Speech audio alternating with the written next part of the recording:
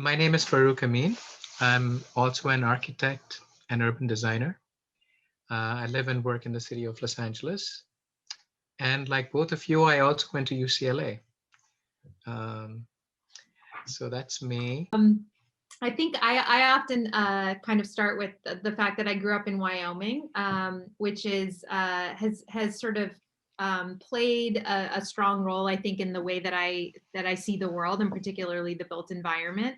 Yeah, I went to UCLA for my master's of architecture degree, which is where I met Greg, and we started working together in the final year of our MArch on an independent study, just doing some installations, and then kind of continued doing installations for a little while. Still occasionally doing installations, but recently in the last 5 years or so, that has kind of transitioned into slightly larger scale projects, pavilions and public space projects. Like the one that we'll be talking about today. So that's been a kind of exciting trajectory for our practice. Yeah, and currently we're assistant professors at Syracuse University. Right. Yes. And Greg, you've also been a McDowell Fellow, is that right? Am I pronouncing it correctly? Yeah, correct. Yeah. Spent a little time there testing some stuff. It was an amazing situation where you get just kind of this freedom to experiment and have fun, and yeah, it was super productive. Right. And I see you both have some history with the city of Chicago, University of Illinois. Yeah, so a few years after we graduated from UCLA, I decided to apply for teaching fellowships. And I was lucky enough to be offered the Douglas A. Garofalo Fellowship at UIC, the first year, the inaugural year. And so we both moved to Chicago. We were teaching at UIC, and Greg was also working at Studio Gang while we were there. And we were only there that 1 year before we came to Syracuse, but it was such a special time. We really loved being at UIC. The faculty there was so supportive and awesome to us. And yeah, it just felt like, I don't know, such a special kind of situation. The fellowship is really sort of beloved to the faculty, because Doug Garofalo was so beloved as a colleague. And so we just felt so lucky to kind of be able to be involved in the fellowship and the school. And yeah, it was awesome. We loved it.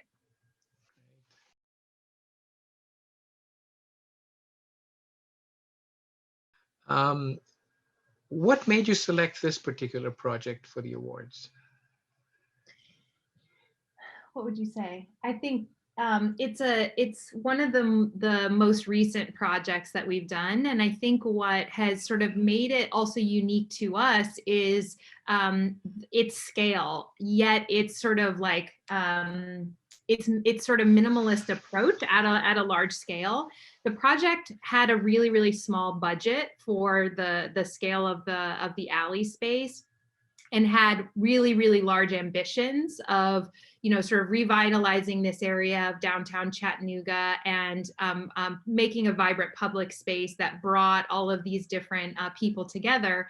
And so with this really tiny budget, our efforts were really focused on how could we do a lot and have a really big impact in this really large space, with kind of minimal means.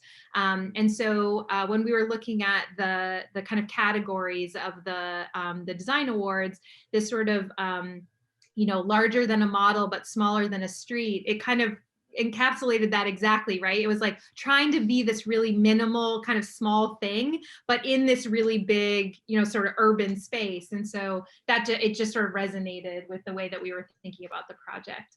Yeah, and I think even that territory too there of this in between, that scale is something that we found to be super interesting, and like a productive scale of intervention within the city in terms of like where we can, like how smallness can actually have a pretty big impact, and that kind of scale being really fascinating to us. And so a few of our projects are kind of like that, and that project being probably one of the better examples of the sort of potential of that scale.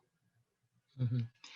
By smallness, you mean minimal, right? Because it's definitely not small. It takes up the entire alley in some ways, isn't it?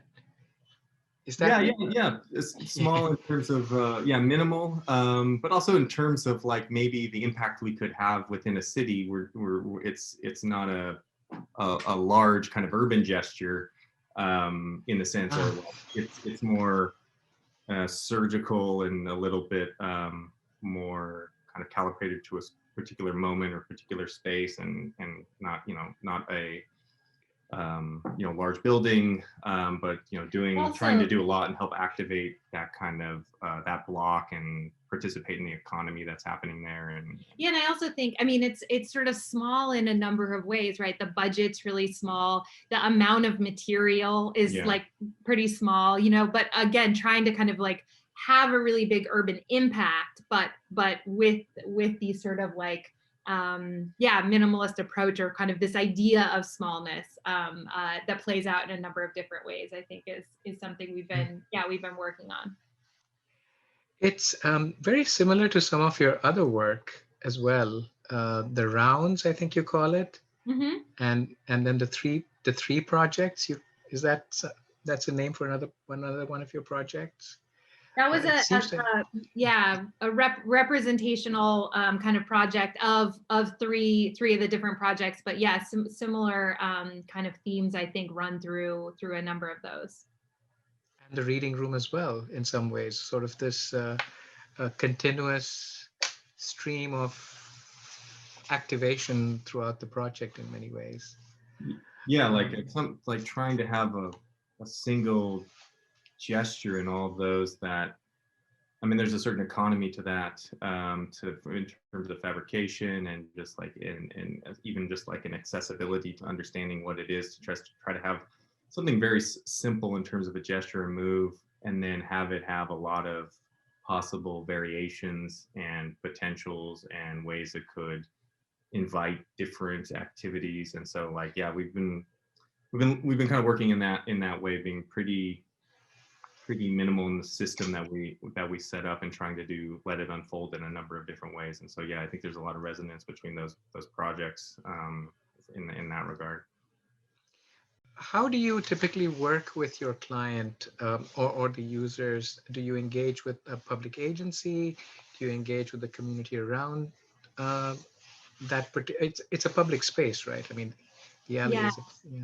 Yeah, so it depends a little bit on the project. So most of the projects that you've brought up are competition wins. So the sort of project brief is something that's delivered to us through the competition, and we submit a proposal that we think is really great, and hopefully they think is great enough to actually build.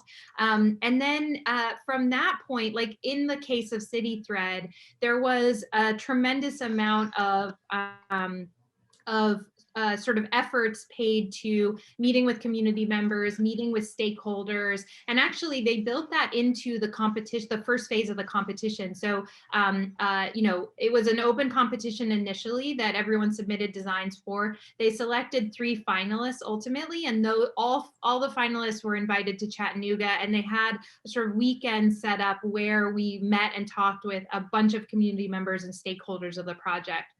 And so that was incredible, because then the sort of final submission to the competition was already informed by a lot of new information that we got from the people who are actually going to be using this, from the stakeholders of the project. We understood better the particular situation of that area of the city, the sort of downtown area that had lost a tremendous amount of their population, and they were trying to kind of revitalize it. We just got to know the city much better, and the people that this project was hopefully going to kind of support. And so that was an incredible kind of experience. And they, the client of the project, who is this nonprofit developer in Chattanooga called River City Company, they did, I think, a really amazing job at making sure that we had access and had those conversations as part of the competition. When we were selected as the winners, that just kind of continued. So they were really fantastic at kind of opening doors and making sure we were talking to all the kind of relevant people to make sure that everyone's voices were really heard in the project, and that it really could be an inclusive project that took everyone into account in terms of how could this sort of serve the city in the best way. And the real cool thing about the project was that River City Company, I think a year or two before, had done a temporary, the project's under a sort of program called Passageways 2, and they did something called Passageways 1, which was basically temporary urban interventions around the site in the general neighborhood in different like underutilized alleys or spaces within the city. And they had these pop-up art installations that were just for the one night maybe or a little bit longer, and they were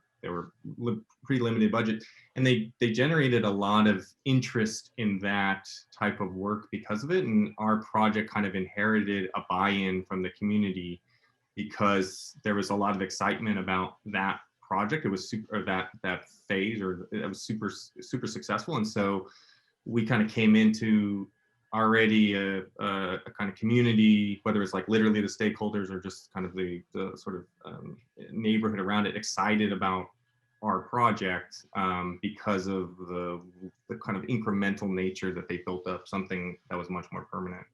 It also, I think, garnered the financial support, like the funding for our project really was enabled by that sort of the smaller series the year before. And so that was really interesting also, just looking at kind of like different funding models for these types of public space projects, doing a kind of like, I don't know, a small pilot project in a way that's really cheap, that kind of tests the waters and garners community support and foundational support and things like that, for then bigger entities to say, okay, yeah, we want to put this chunk of money towards this larger thing because we see that it works and that the community cares about it and things like that. So that was really interesting for us to kind of learn and see the other side of that project, right? We weren't involved in that part, but it was really a fantastic way to kind of begin our project. In the way you named the project City Thread, in the sort of the continuous strand of it, if you will, or even in some of the other projects, there's a sense of infinity, if you will. It's almost like this could continue through the rest of the city if you really wanted to. Is that, I mean, is that sort of any ways an subconscious or unconscious aspect of anything in your work, or is it something that I'm reading into it?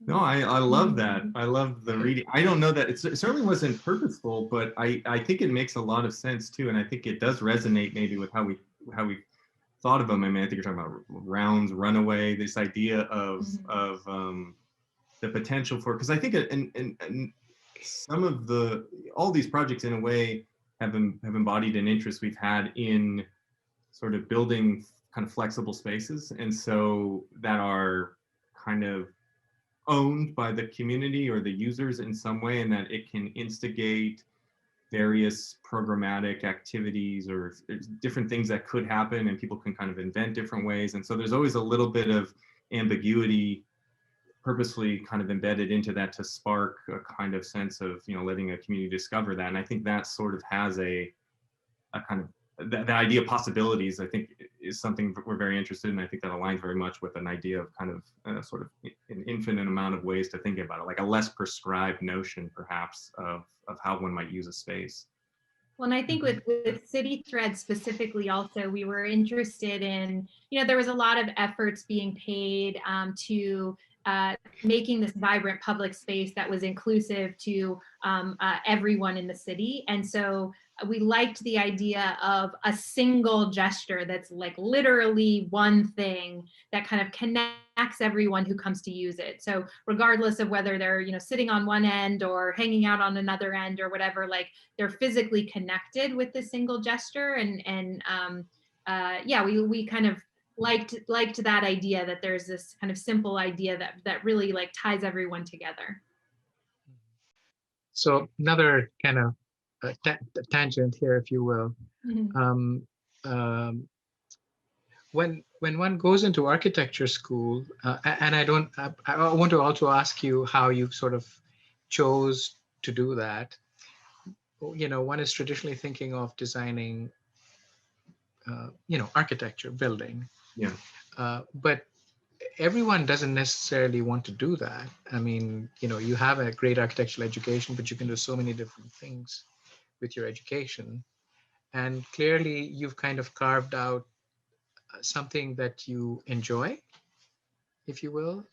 Um, do you see I mean, as educators, um, do you see the practice of architecture um, embracing ways of practicing that didn't necessarily exist when you went to architecture school, or do you see ways that the profession itself is advancing? What do you see as educators? What are your students expecting from you? Yeah, it's a really, really interesting question. I think it depends a lot on the different schools. We currently teach at Syracuse University, which has a tremendously rich kind of history with, like building buildings. The architects who taught here were really focused on designing buildings and getting them built. And I think the educational kind of history has that embedded in it as well. One of the reasons that I chose UCLA for my master's was because of the way that many faculty at the time were looking to not exactly buildings, but things that were sort of could kind of adulterate architecture in an interesting way. So like fashion in architecture, or some kind of other things, certain like craft systems and fabrication things that I was really, really interested in. And I think that you see now like all this like a tremendous sort of explosion of different media types, and the way that that's being used in architecture. It's not my kind of expertise, but incredible to see what's possible there. And I think that our students are increasingly finding exactly what you just talked about, that architectural education can lead to so many different kind of ultimate jobs, and so many directions. And I think they are, again, depending on the school, but I think they are finding that they can sort of find their own route through their school, and select those different kind of components to build up a sort of if not expertise, then at least a sort of body of work and body of interest that sort of brings them to the next phase. Then, what job they get, or if they go to grad school or whatever, that all kind of plays out that way. But I do find that our students are increasingly interested in understanding kind of architecture's potentials beyond just the building. And I think also, to what you were saying, you do see like some really amazing kind of modes of practicing that are happening in a younger generation, about just like collectives and the kind of nonprofit practice, and the ways that certain groups are engaging with community groups and shrine. Like, I think there is a little bit of trying to figure out clever ways to get stuff done. I think there's a lot of interest in the production of architectural work that isn't buildings, because it might be a little easier to get that work done. So like different urban interventions, or sort of ways that people might blur the lines between art and architecture, and kind of find different ways into the ability to produce, a kind of architectural artifact or space, or something like that. And I think there's a lot of clever ways that people are reforming what it means to practice to achieve that. Well, and that's even limiting it to like, designers who maybe want to kind of like build something in the world or design something that gets constructed in the world. I think that we're also seeing, you know, a tremendous amount of like political activism and business strategy and, you know, kind of marketing stuff and curatorial things and writing and all, you know, just to name very, very few, but we're seeing a lot of those trajectories also that I think students are increasingly exposed to, that's really fantastic for sort of like for a student who goes into architectural education thinking that, you know, they're in architecture school to become an architect who designs and builds a building. I think it's really amazing to try and kind of show them a larger breadth of the types of work that architects are doing, and hopefully inspiring them to do some of that work themselves. Yeah. I want to come back to LA for a bit, to your time at UCLA, but also how did the awards, the A+D Awards, how did that come into your radar? And what perception do you have of the museum, and what do you hope a museum like this could be?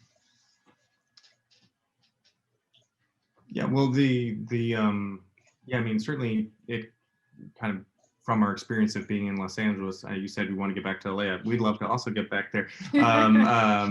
It's a wonderful place. It was super informative, and I think a place like, you know, A+D was a part of that. Like what that community there was for us in terms of generating or kind of stimulating ways to think about art and architecture, also the way it might permeate the larger culture. We had heard about the award. We had done a few things. We did a piece for the Impermanent collection that was, I think, maybe a year or two ago, and have, you know, corresponded with a number of people in and out of the museum over the years since we've left. And there's always really interesting stuff going on. And then the awards we found out through you know, Sylvia Kuhl, who I used to work for in Los Angeles, and she kind of informed us of it. And we loved the way that they were thinking about these categories and kind of really unique ways that, like we were talking about earlier, really resonated with maybe the ways we were thinking about scale in our work, and you know, kind of playing off of that. And so yeah, it was super exciting to be recognized by the museum, because we have a ton of respect for it and what it's doing for architecture in the community there, and how unique LA is in its ability to kind of cultivate an architectural community, and I think a larger kind of interest in architecture from the general population or from the like kind of peripheral disciplines. Yeah. Yeah, and I mean, you asked about sort of what could A+D as a museum be, and I don't know that I exactly have a vision for that, but I think what's one of the things that's been really interesting in terms of our involvement with the museum over the last handful of years has been, yeah, the kind of alternative ways that they're looking at kind of getting architectural work out into the world. So the Impermanent collection was very kind of close to our hearts, because we had done a project sort of previously that was a little pop-up store for a one-night exhibition in LA.